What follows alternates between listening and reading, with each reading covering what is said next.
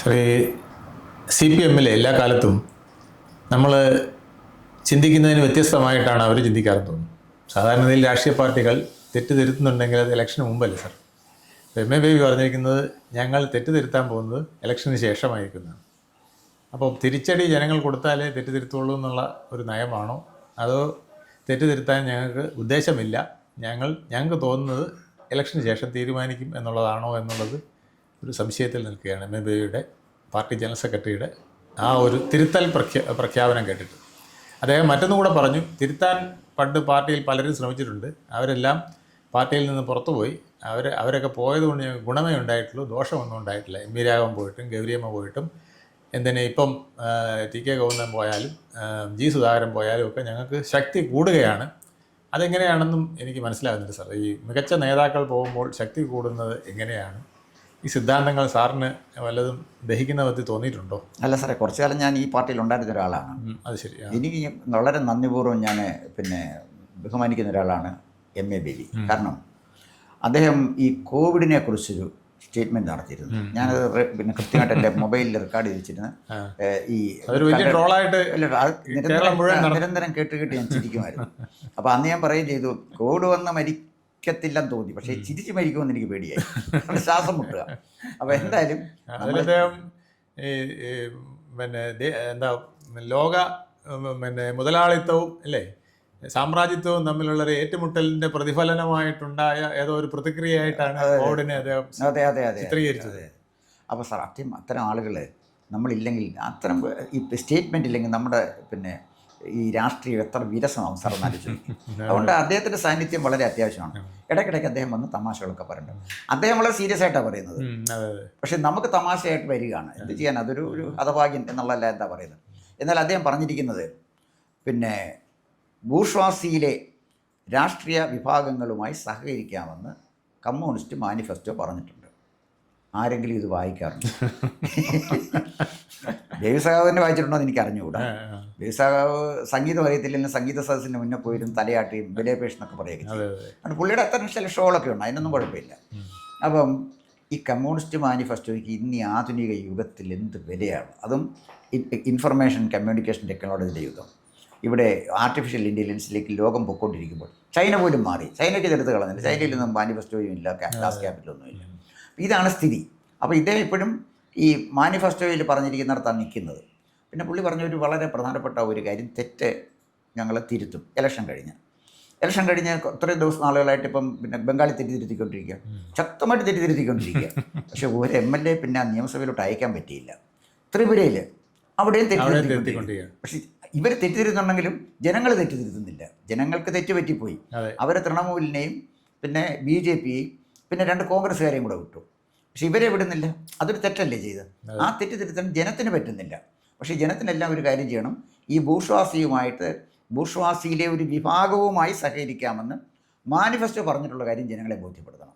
നേരെ ത്രിപുര ബേസാവ് പോയിട്ട് അവരോട് പറയണം, ഇങ്ങനെ പറഞ്ഞിട്ടുണ്ട്, അതുകൊണ്ട് അടുത്ത പ്രാവശ്യം കമ്മ്യൂണിസ്റ്റ് പാർട്ടി ഇങ്ങനെ മാനിഫെസ്റ്റോയിൽ സാറേ ഈ വർഗീയവാദികളുമായിട്ടും അങ്ങനെ ചേരാമെന്ന് വല്ലതും ഉണ്ടോ എന്നുള്ളത് MA ബേബി ഒരു ഗവേഷണം നടത്തേണ്ടതാണ്. കാരണം SDP ആയിട്ട് ഇപ്പം ഉള്ള ബാന്ധവം, പരസ്യമല്ലെങ്കിലും രഹസ്യമായിട്ടുണ്ടാക്കിയിരിക്കുന്ന ബാന്ധവത്തിനെ ചൊല്ലിയുള്ള വിവാദങ്ങൾ നിൽക്കുമ്പം അതും കൂടെ നമുക്ക് ബേബി സഖാവിൻ്റെ വായിൽ നിന്ന് കേൾക്കേണ്ടതാണെന്ന് എനിക്ക് തോന്നുന്നു.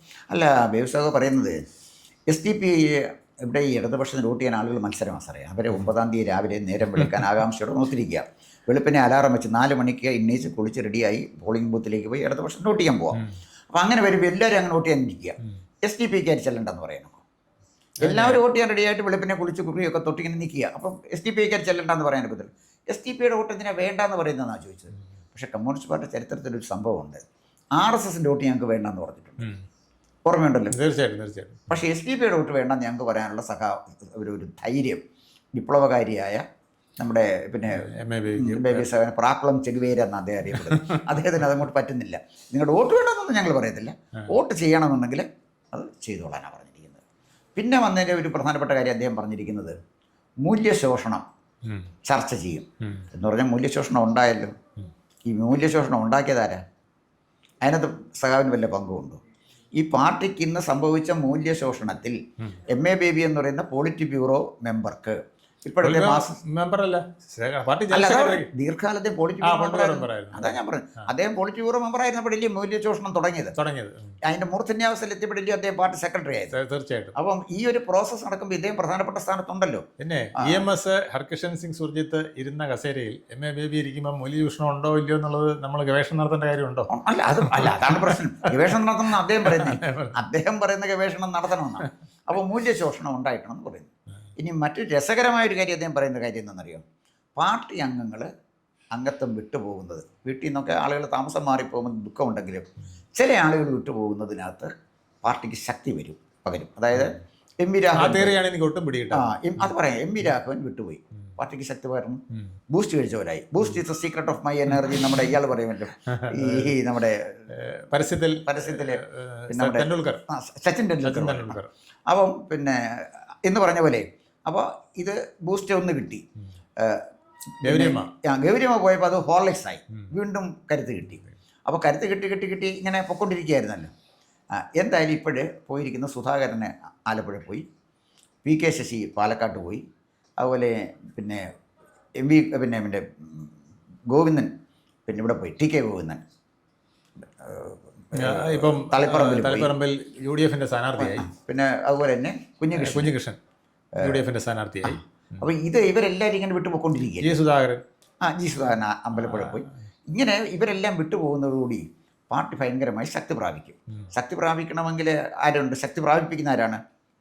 ബേബി സഖാവ് ശക്തി പ്രാപിക്കും. മുന്നേ നിന്ന് അദ്ദേഹം ശക്തി പ്രാപിക്കണമല്ലോ, അദ്ദേഹം നല്ല ഏറ്റവും കരുത്തൻ. പിന്നെ ശക്തി പ്രാപിക്കാൻ വഴിയൊരുക്കുന്ന ഒന്ന് സജി ചെറിയാൻ, അദ്ദേഹത്തിൻ്റെ സാന്നിധ്യം ഭയങ്കരമായ ശക്തി കൊടുക്കും. പിന്നെ H സലാമിൻ്റെ സാന്നിധ്യം, അതും ശക്തി പകരും.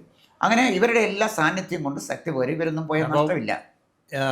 അപ്പോൾ സാറ് പറയുന്നത് ഈ ഇങ്ങനെയുള്ള കൊമ്പന്മാർ പോയതുകൊണ്ട് സാമ്രാജ്യത്വവാദിയുമായും മുതലാളിത്തവാദിയുമായും വർഗീയവാദിയുമായിട്ടൊക്കെ കൂട്ടുകൂടി ഈ പാർട്ടിയെ ശക്തമാക്കാൻ ഈ പാർട്ടിക്ക് കഴിയുമെന്നാണ് ജനറൽ സെക്രട്ടറി ഭംഗ്യന്തരേണ പറഞ്ഞു വയ്ക്കുന്നതെന്നാണ് അല്ലേ? അദ്ദേഹത്തിന് ചരിത്രബോധം ഇല്ലാത്തതുകൊണ്ട് ഈ പറഞ്ഞത്. കാരണം എം വി രാഘവനും ഗൗരിയമ്മയും വിട്ടുപോയപ്പോഴേ മാർക്സിസ്റ്റ് പാർട്ടിയുടെ നേതൃത്വത്തിന് തലപ്പത്ത് EMS നമ്പൂതിരിപ്പാടിൻ്റെ ആളുടെ EMSന് ഈ നമ്മൾ പറയുമല്ലോ 100 സിംഹങ്ങൾക്ക് പകരം 1000 കഴുതയെ കൊണ്ടിരുത്തിയിട്ട് വല്ല കാര്യമുണ്ടോ? സിംഹത്തിന് സിംഹം വേണ്ടേ?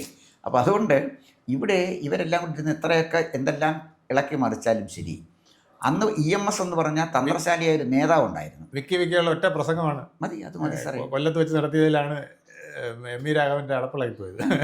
പാർട്ടി പോയി അന്ന് ഗൗരിയമ്മ പോയപ്പോഴേ EMS പറഞ്ഞു, ഗൗരിയമ്മ പോയാൽ ഒരു പട്ടിയും കൂടെ പോകത്തില്ല. ഇതാ പറയാം. എന്നിട്ട് പറഞ്ഞു, ഞാൻ പോയാലും ഇത്രയേ ഉള്ളൂ കാര്യം, അല്ലാതെ വലിയ കാര്യമില്ല.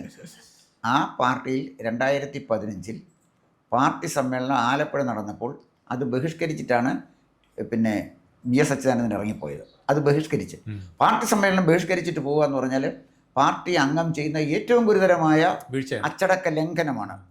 എന്തെങ്കിലും ചെയ്യാൻ പറ്റിയോ? VSന് എന്തെങ്കിലും ചെയ്യാൻ പറ്റിയോ? TP ചന്ദ്രശേഖരൻ്റെ വീട്ടിൽ പോയി അദ്ദേഹത്തിനെ കുലംകുത്തി എന്നല്ലേ പറഞ്ഞത്. VSനെ തൊടാൻ പറ്റിയോ? സാറേ, അപ്പോൾ അതിൻ്റെ അർത്ഥം എന്താണെന്ന് വെച്ച് കഴിഞ്ഞാൽ VSനെ തൊടാൻ ഭയമായി. കാരണം VSൻ്റെ കൂടെ ജനമുണ്ട്, ഇവരുടെ കൂടെ ജനമില്ല. EMSൻ്റെ കൂടെ ജനമുണ്ടായിരുന്നു, ഇവരുടെ കൂടെ ജനമില്ല. അപ്പോൾ ജനമില്ലാത്തവർക്ക് പിന്നെ എന്താ പറയാൻ നിൽക്കുന്നത്? ഇത്തരം ചില ഗിമിക്സുകളും ഇത്തരം പല സ്റ്റേറ്റ്മെൻറ്റ്സും നടത്തി പോകാനല്ലേ പറ്റുള്ളൂ. അതുകൊണ്ട് ബേബി സഖാവ് പറയുന്ന ഈ കാര്യം, അദ്ദേഹമാണ് അഖിലേന്ത്യാ സെക്രട്ടറിയുടെ സ്ഥാനത്തിരിക്കുന്നത്. അദ്ദേഹത്തിന് അഖിലേന്ത്യാ സെക്രട്ടറി എന്നുള്ള നിലയിൽ ഇന്ത്യയിൽ ഏതൊക്കെ സംസ്ഥാനത്ത് പോകാൻ കഴിയും? എവിടെയെങ്കിലും ഉണ്ടോ ഈ പ്രസ്ഥാനം? കേരളത്തിൽ തന്നെ, ഇനി കേരളത്തിലെടുക്കാം. ഇവിടുന്ന് ടിക്കറ്റ് അയച്ചു കൊടുക്കണം, എങ്കിലും അദ്ദേഹം പോകും, ഇല്ലെങ്കിൽ പോകാൻ പറ്റില്ല. സാറേ, ഇവിടുന്ന് പിണറായി വിജയൻ വിചാരിച്ചെങ്കിലല്ലേ അവർ വൈകിട്ട് ഒരു മീറ്റിംഗ് കൂടിയിട്ട് ഉഴുന്നോടെയും ചായ കഴിക്കും. ഇവിടുത്തെ ട്രാവൽ ഏജൻസി ടിക്കറ്റ് അയച്ച് ഇമെയിലങ്ങ് എത്തിയാലേ അദ്ദേഹത്തിന് ഡൽഹിയിൽ നിന്ന് ഇവിടെ വരാനും ഇവിടുന്ന് ഡൽഹിക്ക് പോകാനും മറ്റ് സാറ് പറഞ്ഞ സംസ്ഥാനങ്ങളൊക്കെ പോകണമെങ്കിലും പറ്റുള്ളൂ. അപ്പോൾ അവസ്ഥയിൽ എത്തിയിരിക്കുകയാണ്. അതെ. അപ്പോൾ ഇദ്ദേഹത്തിൻ്റെ ഈ പോക്കും ഇന്നത്തെ സ്ഥിതിയും കണ്ടിട്ട് D രാജയുടെ ഗതിയാണ് പുള്ളിക്ക് ഞാൻ കാണുന്നത്. D രാജയുടെ ഒരു സ്ഥിതി സാറിന് അറിയാമല്ലോ, അജയ് ഭവനിൽ അവിടെ ഇരിക്കുന്നുണ്ട്, ആരും അദ്ദേഹത്തിനെ മൈൻഡ് ചെയ്യുന്നില്ല. ഇവിടെ ഒരു സമ്മേളനം നടന്നപ്പോൾ പോലും ബിനോയ് വിശ്വ ഉദ്ഘാടനം ചെയ്ത് D രാജ കരഞ്ഞുകൊണ്ട് അവിടെ കണ്ടൊരു ഹോട്ടലിലും കണ്ടിരിക്കുകയായിരുന്നു, പുള്ളിയെ വിളിച്ചില്ല. പിന്നെ ആകപ്പാടെ ആനി രാജയുണ്ട്, ആനി രാജ സമാധാനിപ്പിച്ചല്ലേ, വേറെ ഒന്നും ചെയ്യാനില്ല. അല്ല, CPIയുടെ ആ ഒരു പ്രത്യേകതയുണ്ട്, കേരള ഘടകം ദേശീയ ഘടകത്തിന് തിരുത്തും. അങ്ങനെയുള്ള ഒരു ശക്തി അവിടെ CPIക്ക് വന്നിട്ടുണ്ട്. അല്ല ഇവിടെ കേരള ഇവിടെ പിന്നെ തിരുത്തേണ്ട കാര്യമില്ല. ഇവിടെ അല്ലേ തീരുമാനം എടുക്കുന്നത്? ഇവിടെ പിന്നെ ഇവിടെ തീരുമാനം എടുക്കുന്നത് അവിടെ ഫോട്ടോ കോപ്പി. രാജാ തീരുമാനം എടുക്കുമ്പോഴേക്കും തിരുത്തുന്നത്.